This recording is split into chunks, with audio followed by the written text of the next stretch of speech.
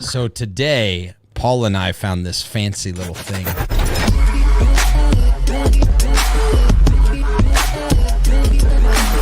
This is Auto Collabs. It's called the... I'm like, what are you even going to say right now? Because you can say something like that probably every day. The Cirillo Boost. We found it. It's on the Roadcaster. It's called the Cirillo Boost. Kyle. It gets us. It's called Big Bottom. Big Bottom. Because we keep saying that Cirillo has the most amazing voice in all of, let's just call it podcasting, and he's like, no, I don't. I definitely He just don't. had a I button. hate my voice. He just had a button. Except when I went to the button, my button was turned off. And it's probably because I'm using Well, because you have a super big bottom. ooh, chest resonance McGee over here. Well, that has absolutely nothing to do with the fact that we get to hang out with my dear friend Ben Hadley today, and talk probably smarter than a lot of people want to on whenever you listen to podcasts. But what I love about Ben is whenever he's communicating, he is I think of him as like a parable teller. Like he's always trying to connect the dots. Great way to put that. Between like this super techie thing and the way that we interact with the real world. And I think that's why people love his approach to anything, is because he's like, no, this is how everyone sees the world. Watch. And this is how we can associate that to marketing or tech or business growth or anything like that, or auto sales or auto trade-ins. And it's just relatable, and people are able to kind of break that down, and makes a lot of sense to me. So, yeah. You know, Ben is the parable teller. Nails it, dude. Like, he always has a contextual story that kind of allows you an on-ramp into his far superior than mind. Right? It's like, he's like, okay, all right, let's help everybody on the highway, right? Because if I don't, then I'm just gonna be talking to myself. That's a great way to put that. A parable Now I'm teller. just picturing it, like, because you both are right. Like that is so genius of a way to describe him, because like he's the kind of dude, I feel like he's just constantly in deep thought. Like he never actually comes up for surface level thoughts. He's always like swimming deep. Yeah. You know? And Truth. because he'll be like, I was unlatching my seatbelt the other day, and it made me think about why clouds form. And you're like, how did he get there? And then the next thing will be like, funny story. Right? And then it's this whole thing. Long pause, right? Yeah. Right. Everybody leans in a minute. Well, look, there are going to be plenty of that in this interview, we're sure. We hope you enjoy our conversation with the on-ramp parable telling.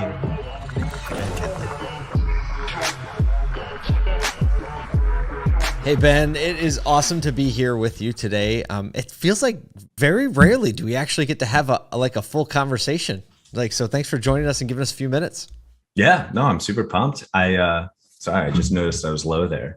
It's all good. Most people are just Ben's going like to the listen to recruit this when Paul's out of town for the other podcast. Yeah, I'm the other It's guy. like Paul never gets to actually have a conversation. That is really funny. It is true, isn't it? It's a good stand-in, man. It's a good I'll stand-in. just- Smarter, I'll more stand better back. You looking, guys- smarter, all the things. No, Cirillo and I are going to make another.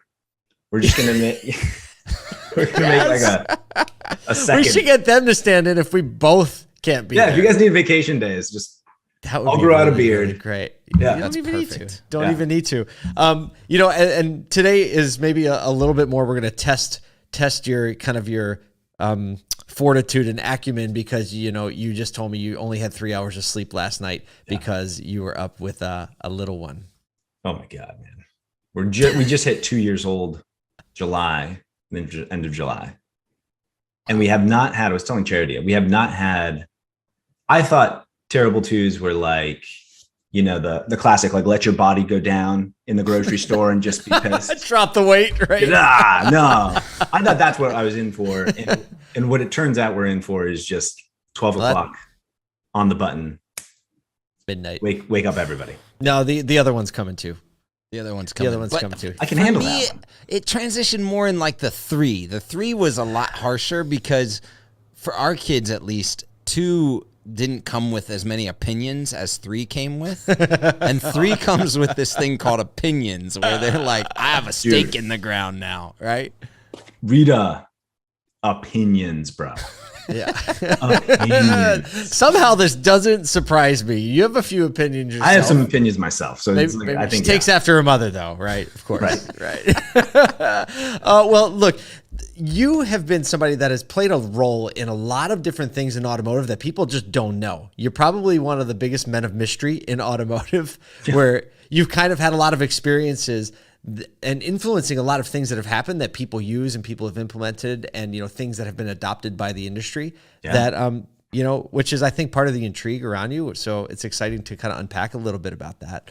I guess I'll kick off a question. What is the thing that you were involved with, and I don't know the answer to this question, that you think has made the biggest impact on the automotive industry? Interested what your perspective is.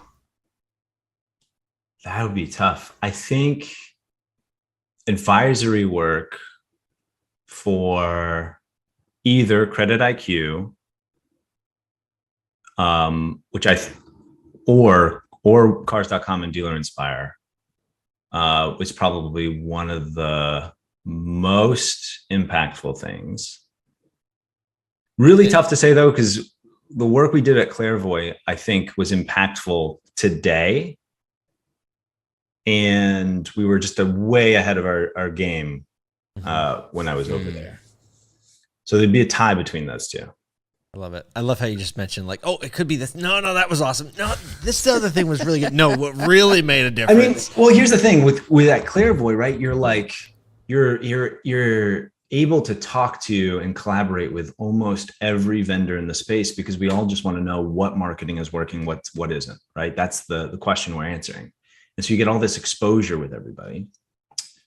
But then if you fast forward a few years, there's definitely like a fintechnification of automotive happening right now. And you got to coin the that CreditIQ Cars.com thing, I think, is like a solidification of that trend. A solidification of fintechification? Asian. That's your new T-shirt. Solidification of tech. And you fit it, though? Fintechification. You have to use this size font. That's going to be like your jazz fusion band. Yes. Solidification of fintechification. There was one I wanted for Kyle recently. I'll come up with it. I had like a T-shirt in my head. I was like, we have to do it for you. One of our video producers came up with one this morning, and what did he say? He wanted in storage a RAID array, and if a RAID array is a server storage method, you know what it is. I'm explaining it for the layman, which means like 98% of the people listening to this podcast. It's just a way to store files and redundancy on a server. And he said RAID array. I was like, that's another great band name, RAID array. All right, so back to math rock. You got Clarivoy, which is marketing and understanding like every channel that comes into a dealership and tying it back to at the best level possible transactions or leads and understanding marketing spend. And then you've got this kind of integration to shopping behavior and fintech with the Cars.com and CreditIQ kind of in the same timeline for you. And now, like fast forwarding just a little bit past that comes a marketing community that I'm grateful to be on board with you and being a part of. But explain where, like, because at some point, all great tech has a gap when it meets people, right? Yeah. And the people that are utilizing that tech is just as important, if not more important, than the tech being able to be approached. So what have you seen as like the trend line that continues to come through, this like early adoption of marketing analytics to, technology and shopping behavior meets fintech to marketing community? What's the trend line there that you're seeing as like a movement for auto? Yeah, I think you're about to almost go there, which is like it's the end user. And so like if you think about where auto started to where it's automotive marketing software has started to where it is today, a lot of the design work was was really for the consumer, the purchaser of the vehicle. What you missed in that was thoughtful design that was for the marketer or the salesperson or the whoever in the actual store. And so what I think what we attempted to do and are doing, or they are doing now at Clarivoy, as an example, was you made software that made your marketers superhuman, versus the previous to that was making really captivating display ads that got the consumer. Fast forward that, and now you start seeing stuff like CreditIQ, which is really meant for the internal sales ops people to execute with, right? And so now you're enabling, you're creating the Jarvis to the Iron Man suit for the salespeople to execute faster. And so the birth of the community, Autogenius, was really just a way of saying, like, well, why aren't the voices of the end user being listened to in the design of the product? Because what happens is if you design for the person, the salesperson, the marketing, whoever, the downstream effect is that the consumer experience gets better. As opposed to leaping over those people and going right into the consumer, that's where you actually create more friction. Is because the consumers now is like, oh my God, this is such an easy, awesome process. Then walks into a dealership and there's 17 dashboards the salesperson has to walk through, right? So they don't line up.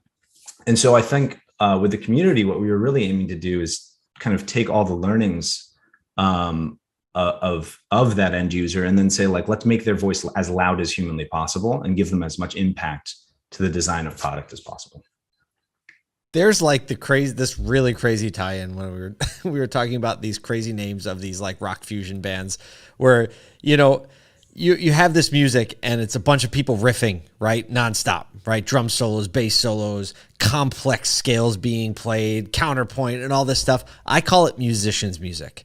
Because the only way you're listening to that music is if you're a musician and you understand the technicality of why it's awesome. To most people, you're like, can you turn that down? Yep. It's almost like that's what happened with the marketing tech, right? It was musicians' music. It was so complex and it was so dialed in. But by the time it got to the end user, right, everyone's like, why are we listening to this? As opposed to people just want to understand, like, I like this song. Why? I don't know. I just like it. You know what? Perfect example, chat. 70-something% of chat, the chat services sold to dealerships, are fully managed. Right. Okay, so like the Did end you say user, 70? something, right? Like 75, let's say 75% of all chat is basically managed by someone else. So think about that. Like a new product feature comes out. Hey guys, like, what are we going to do? Oh, I don't know. Let's change this chat feature. Let's add this chat feature. Awesome. Then someone goes and demos it to a store, and 3 out of 4 times that demo is like, cool. We don't even care because we just want someone else to do it. And they outsource it. So the end user, like, isn't even, right? Like, isn't even, even though like it's considered, it's not even really executed like every single day in that product. They're not even using that feature. And so it's like, let's go back to playing their music. We're helping some BDC in like Detroit, not helping the dealer. Can you talk about, so you mentioned Autogenius. Yep. Can you talk about why Autogenius started? And like, I think a lot of people don't know what it is. People probably have seen it on LinkedIn. They've probably seen it around the internet. If you're kind of paying attention to automotive marketing, it'd be hard to not at least hear about it. But let's bring some clarification. Like, why did it start? How did it start? What is it? Because I think that community specifically is super important to this transition and this move that you just explained to, like, hey, let's like consider the consumer and work it in with people who are actually practitioners of building things. Yeah. So Autogenius I mean, there's a couple different layers to this. Originally, Yeah, I know.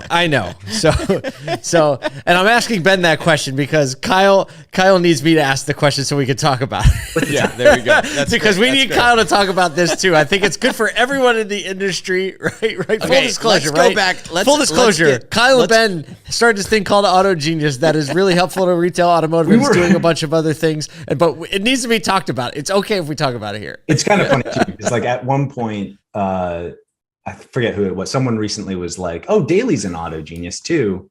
They thought you were our third founder. Why wouldn't they? And I was like, yeah, sure. You know, like throw them in there. Why not? Some people say I look like people. I'm like, yeah, you know. People Yeah. can be Okay, confused so with Mark I'm gonna Wahlberg go all the back time. to like the way beginning, right before like the crux of what we realized was about to happen, Okay. which was literally just Ben and myself were getting frustrated by the fact that like I would do something cool at the dealership, call Ben and be like, yo, did this thing. Yeah. He would call Jake Barron and be like, yo, Kyle just did this. You ever tried it? Jake would be like, let me try it. Boom. And then he'd call Matt Lasher and be like, yo, I did this thing. Right. And then all of a sudden, there's 9 of us trying the same thing because there's this interconnected web of marketers. And Ben goes, dude, I'm just tired of making like 8 1-hour calls every single day to the really cool marketers. So should we just like get everyone in a track with me? Track with me. He said, should we get in everyone in a WhatsApp thread? And I was like, bro, WhatsApp, I know. typical Android user, right? Yeah. No. So that's kind of where we were like, all right, we've got to get everyone in something to where we can communicate. And in between WhatsApp, and I'll let Ben pick up the story here in a second. In between, let's do WhatsApp and let's start a Slack group. There was this like probably 24 to 48 hour like window where myself and Ben and Kevin, who's our co-founder, were like, wait a second, we're about to throw a bunch of marketers that are at the top of their game in automotive into a Slack channel that we were going to do free. And we very, very quickly said, no, we need to pay for 100% of the archives of this because something cool is about to happen. And then I'll let Ben pick up the story from there. Yeah. I mean, there was a lot of serendipity there too. Like, I think Kevin was talking to you and me separately, which is crazy. Kevin only I operates think we need to introduce Kevin. Yeah. Kevin Okay. Gervais. Yes. And who is Kevin and what does he do? Even more mysterious than me. He's our CTO. He's got a long background in telecom and banking Outside automotive. outside of automotive. But the hurdles and problems of telecom and banking are basically the same. And so I think I was saying this on like a used car, all things used cars, which is like, if you think about it, the problem with auto in tech is that auto was such an early adopter to tech that's actually what keeps it from evolving today. Same with telecom, same with banking. And so if you see how fast India is moving the telecom needle, right? It's because they don't have to have telephone wires. They started evolving right when 4G LTE came into the market. We have, Infrastructure to protect because people's jobs and livelihoods and 100%. manufacturing, right, makes the world go around. Yeah. And I think, for us, it's the same problem. It's the same servers. It's like a lot of the same kind of similar architecture. So Kevin's seen the problem before, but he has new to auto. Gotcha. So I just want to, so Kevin, new to auto, done it in other industries. It's a great pairing. The three of you got in a boat and said, let's row in this direction, and then realized you needed a bigger boat.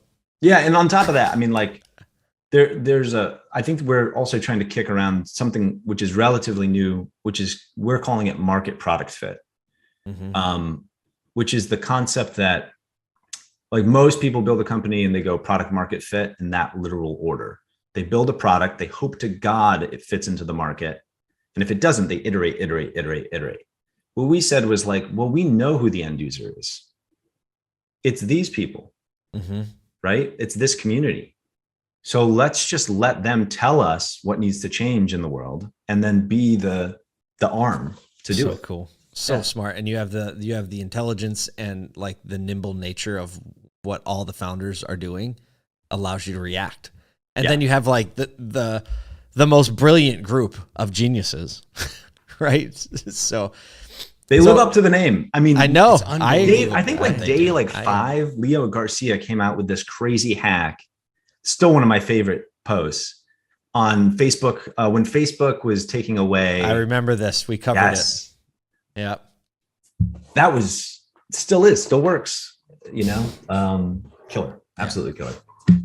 Anybody that's listening, if you think you're a genius, www.autogenius.io. There you go. Yeah. Shameless plug. Well, no problem. We'll allow it. The more people, hey, you guard the gate pretty well. So it's not, anybody can't join.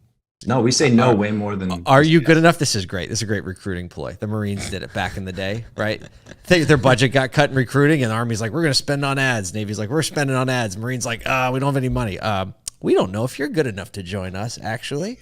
And they're the only ones that met their recruiting quota. Prove it. I love it. Okay, so out of this, obviously, there's a few things that, and we're going to be doing some of the things that happen within this community, but also that have now informed products. But the pitch tank community has really been built around, which pitch tank is essentially dealers pitching vendors, has been built around this Autogenius community, kind of searching out and seeking out, not just for themselves, but really for the industry at this point. Like, what's good tech? What works? What doesn't work? What are good partners?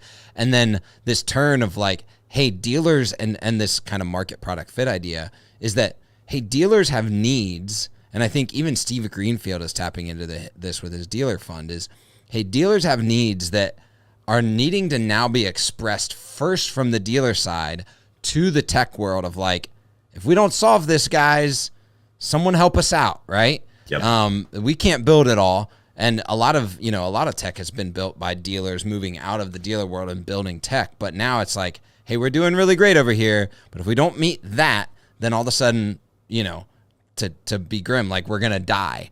And so, hey, tech partners, what do we need? And so I guess, from an Autogenius perspective, kind of answering this, what tech needs is the Autogenius community like said and then are now being built? And then also, what are you seeing that dealers are continually asking for even outside of that from industry partners right now that we might kind of see at a SoduCon? Yeah. So I think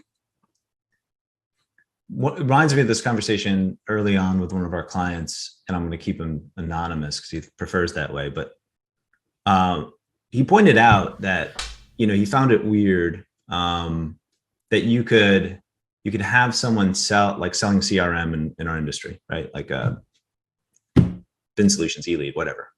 Go into a store. And then he was like, do you think they're logging that in Bin Solutions, eLead, and like a self-made CRM? Or do you think they're logging that in Salesforce? 99% of the time, that guy is logging that salesperson from eLead or from Bin Solutions logging that activity in Salesforce. And so you look at that and you go, why hasn't Salesforce just entered into auto? And I think that is like it's an interesting thing because auto is a $1.9 trillion industry that any Shopify, HubSpot, all of these guys should be like, why? And it's because all of the data is so disconnected and it's so hard to enter that I think that's problem number one that like AG is approaching and solving, which is kind of connecting, normalizing all of the data, and then allowing for outside tech companies to actually be a part of automotive. And I think when you think about collaboration, you can't just think about within our confined walls. Like that is step one for sure, is getting all of the kind of vendor partners that we all work with within the industry to join hands and like do some cool stuff. But you look at outside where everybody has open API documentation, everybody has an easy way to migrate data from back and forth. If you look outside of the industry, there is like not just collaboration, but the encouragement of collaboration through all of those open APIs and through that documentation. So I think that's number two. And then I think the third one is sort of breaking down automotive from sort of like one platform to rule them all into microservices so that you can adopt just as much as you need from everybody. And I think that's going to be like the third big impact that we have is. How long do you realistically think it takes us to get there? And I don't mean completely there, right? Like how long before you feel like there's meaningful adoption and motion in that direction where we can say like, hey, this is becoming the norm? I think. Are we when it becomes decade the away? norm, Are we 5 years away? Do you think see we're massive minimum 3, probably around 5 feels right. The dots that I'm connecting are like, who's the new CEO of Ford? Jim Farley. Yeah. Jim Farley, right? His podcast for a while has been sponsored by Salesforce. Interesting. I don't know. Yeah. Totally. Right? Like why would you have your podcast sponsored by someone that like can't even really truly be deep into this industry, right? Unless you have a want, need, et cetera, to be in this industry. Benehoff wants some kind of special racetrack time. I don't know. Yeah, maybe. That's fair. Okay. He It just could wants be to that. drive a It could Mach-E. literally be He that. just wants his, It could be that. Yeah, but he like wants a Brandon Mach-E. put the tinfoil hat on with me for a second, right? Yeah. I know for a fact Shopify has tried to enter the market 8 times and failed. So it's not like they're the automotive space, you're saying. into the automotive space. Yep. So it's not like the outside of auto guys don't want to jump in. They're just having a really hard time doing it. They come in with a lot of capital, and that certainly helps expedite things. Yeah, they probably are like, hey, let's get into that space. It looks really attractive. Exploratory committee. They come back and be like, it's much uglier than you thought. Yeah. Right? Like, Yeah. pull up, man. Yeah, just Pull kidding. up. Yeah. Actually, Dale Pollak talks about that in his book, Like I See It, where he lists like the lack of data sharing or the expense behind it as one of the single largest, stops of innovation in automotive, period. Yeah. He told a story about a company who was developing this really great product for service. And Dale was like, I had it, I consulted on it. I thought it was great. It was going to be great for everybody. And then they bailed on the project when they found out how much it was going to cost to get the data they needed to do it. Yep. Yeah. So that not a makes new sense. problem. So, yeah, and so, okay. So you said 3 to 5 years. What's the tipping point? What has to happen, right? What is the point where like everyone's going to get the message like, hey, if you can't beat them, join them. Because right now it's like the walls of defense are up, right? Let's protect what we've built. And at some point everyone realizes, or the smart ones realize like, we can put ourselves out of business or we can be put out of business, right? What do you think? What is that thing? I think that's going to be context-wise. In software, people get really excited when you have a unicorn. You'll hear them be like, oh my God, $1 billion company, they're a unicorn. In automotive, if you look at the top 150 accounts, right, the top 150 dealer groups, it's a lot of unicorns. There's probably like 150 of them. Right. And we somehow take that for granted. Somehow we're like, It's the just normal software for one, us. though, that's a bigger deal. Mm-hmm. So I think what you're going to see as a tipping point is as soon as the majority of those top 150, you see this already with like Driveway. Of course, you see it with Carvana. When their tech stacks start looking very similar to the legacy vendors that are currently servicing them, right?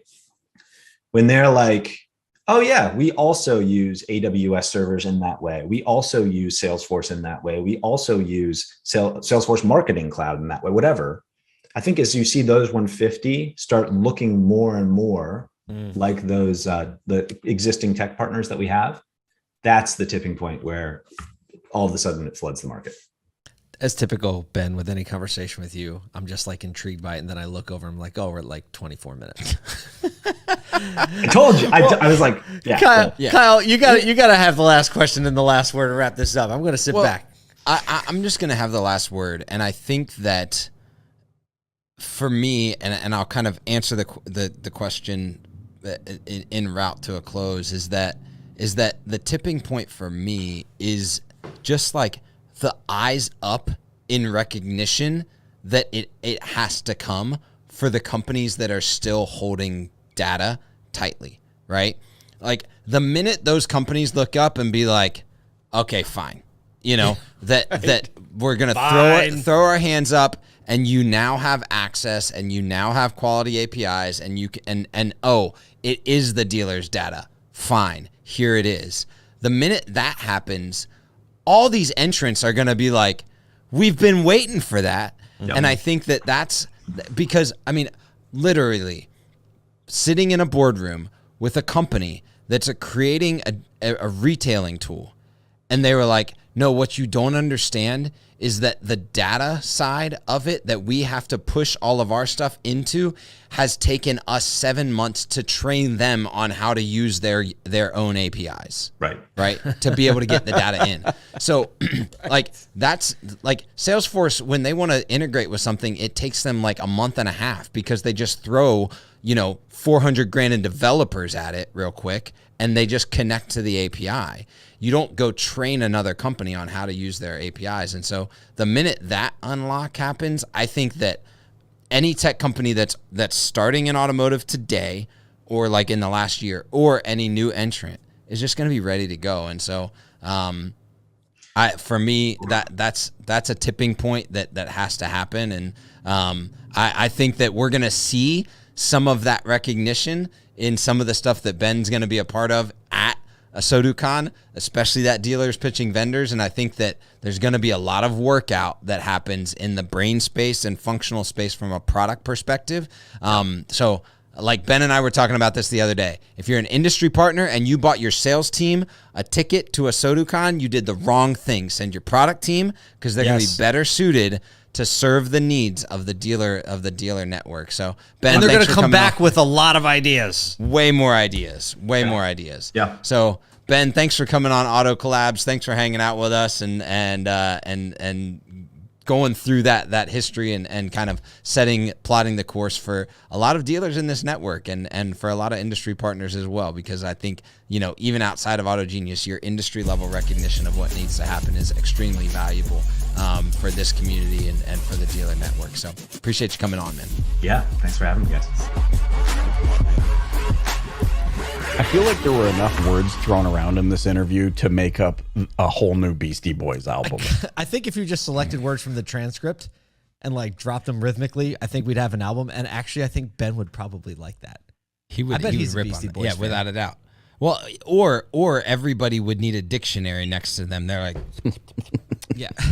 Well, that's why he needs the okay, parables. now I think I get it.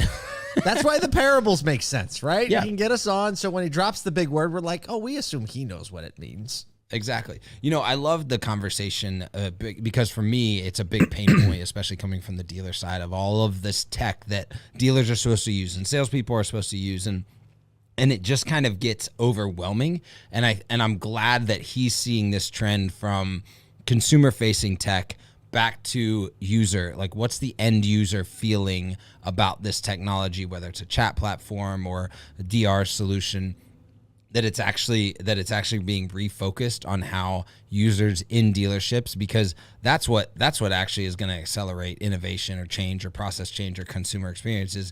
Is the end user in the dealership actually able to use it better and serve the customer? And so I think that it's actually focusing on the customer to focus on the way the employee or the internal dealership uses technology. And so I love that there's that refocus of attention for new tech coming into the auto space. Well, look, that's a lot to chew on. So we hope that you enjoyed our time with Ben. We hope you connect with him on LinkedIn, because he's always dropping posts that get you thinking, and just very, very thought-provoking posts. Great conversation that happens around them. So we hope you connect with Ben on LinkedIn. But on behalf of Michael Cirillo, Kyle Mountseer, and myself, thank you for listening to Auto Collabs. We'll see you next time.